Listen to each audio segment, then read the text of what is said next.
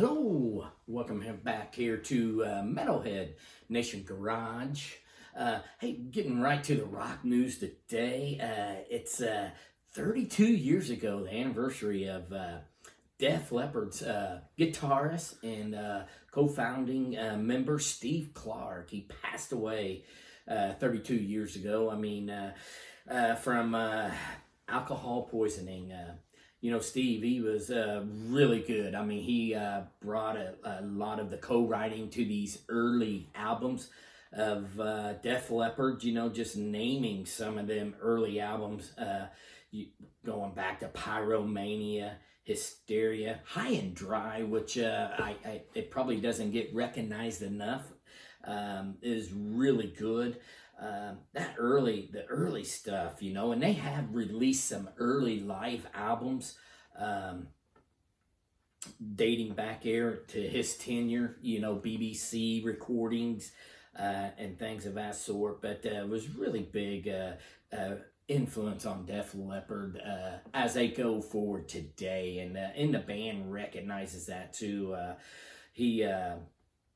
Just his rhythm of it, of them early songs, especially the Pyromania, man, that album has him all over. One of their noticeable albums, one of their best-selling albums. I hate saying best-selling albums because sometimes an album don't sell so good, could be one of the best albums put out by a band. So, but we know the record labels, that's what they go by.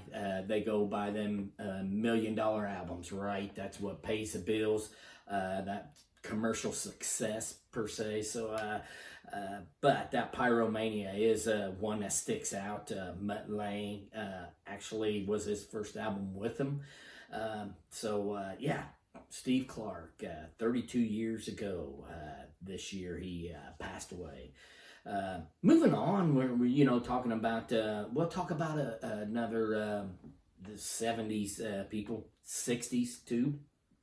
They're doing a co-headlining tour, stadium tour this year. Billy Joe and Stevie Nicks, Billy Joe, we all know Stevie Nicks, right? Fleetwood Mac, solo career, so really good. Billy Joe, he was 70s. he burned up the charts there in the 70s, and they're doing a co-headlining tour, stadium tour coming back. Billy Joe, there's some information on that. I kind of I do like his music, but I just didn't like the way he treated his band members and stuff. He kind of fired them one at a time, and they was co-writers of a lot of his greatest hits. I'm not going to go see that tour. I like Stevie Nicks. I haven't never seen her before, but I'm not going to shell out the bucks for that. But and I would hope that she would get back together with Fleetwood Mac, getting Lindsey Buckingham, which is came out, stated he is going to do a new album too. But I would like to see that more than Billy Joe than Stevie Nicks type of deal. I don't know. Give me your thoughts. What do you think about it? And let me know what you think about Steve Clark too. One of the best artists out there as far as a songwriter, guitar player, and leading a band. So, let us know on that, and we'll move on to Little Dave Jr. He kind of sent us a little picture, me and Kat, the director, who's going to step in here now, and we're going to turn this around, and Kat, Dave, I got this picture from Thanksgiving, and he was kind of,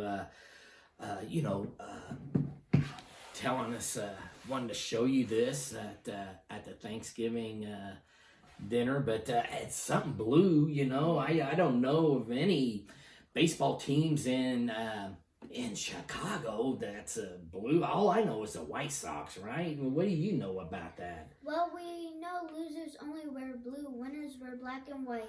Wow, looky there. Woo! There you go, Dave. We'll see you next time on Metalhead Nation Garage. Bye. And let's get on to some news today. It's going to be 13 bands that maybe your friends or stuff made you feel bad about listening to them. What started out, Limp Bizkit. Not a fan of Limp Bizkit.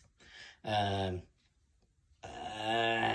just not a fan. So I could see people maybe making fun of me if I listened to Limp Bizkit. But I do know a good story about that. It involves Eddie Van Halen. After the 2004 tour and the breakup of it, because it was a disastrous 2004 tour. In between them, 2005, 2006, Eddie hooked up with Fred Durst and went over to his home studio and was jamming with him and playing some music. One thing led to another, whatever. They put down some tracks and whatever. Eddie went on his way. Fred did his thing and went back. But after a month or two, Eddie'd been trying to get his equipment back, his guitars, his amps, and everything he takes to record. And couldn't get a hold of Fred, or, his manager was, putting Ed off and stuff and made him mad. So Ed took his military vehicle over there, jumped the curb, landed in his front yard, went up to the door, beat on the door. Fred answered, and a gun popped out. He, put a gun to Fred Durst's head and told him, "Get my equipment in my vehicle now." So I do know that story behind there. So it's a crazy story, but back in them days, Ed was fighting cancer, was doing some, medicine that kind of on that 2004, you seen he was a little out there. But another band, Nickelback. I like Nickelback. They do have some ballads. I really don't know what the thing is about Nickelback and why people don't like them. But there's one there, so I don't know. Black Veil Bridges, I do not never listen to, so can't really, speculate on this or why anybody. The vocalist is Andy Six, the son of Motley Crue, so maybe that has something to do with it. But Bullet for My Valentine, I don't know. I have listened to these guys. I don't know. And if you have any comments, leave that for them on these bands. I'm asking why people would, give you a hard time for listening to them. My Chemical Romance, I've heard some of their songs, Another one, Poison, I don't know what that is. They have some good hits. I like them. I think they perform, they give a good performance when you go to see them. I like them a lot. I like CC DeVille very much so. So I don't understand that either. Good Chocolate. Not too familiar with this. I have heard a couple of their songs. I know they're a little. They seem like a little punky, to me, with a little pop sound too. So Good Charlotte. So if you got any, hey, let me know about, if you have any comments on these bands, let me know for sure. And then we got Creed. I don't know what that is. And maybe some of this is because the people may think they're more of a, in line with the female audience. Could be, I don't know. Five Finger Death Punch. I don't know what the beef is with them. I know they have some remakes of some good songs there, which didn't sound bad at all. So, and maybe it's some political views that these guys have too. I don't know. I really don't care about their political views. I don't. I go to watch them as artists. Same with a movie too. I don't want to hear movie stars' political views. I want to see their movie. Stain, which I like Stain. I don't know what that's all about because I like Stain. They put out some good rock and music. and Puddle of Mud. That guy's out there. I like his music though, but the lead singer there, he has some issues. So I think he is the only original member left. But I do like some of their songs. They're, Blurry, She Hates Me. It's I like them. Good 2000 band, but Fallout Boy, yeah, they're okay. I'm not too big of a fan of them, so I could understand that a little bit. And that'll be it. So let us know what you think about that in the comments.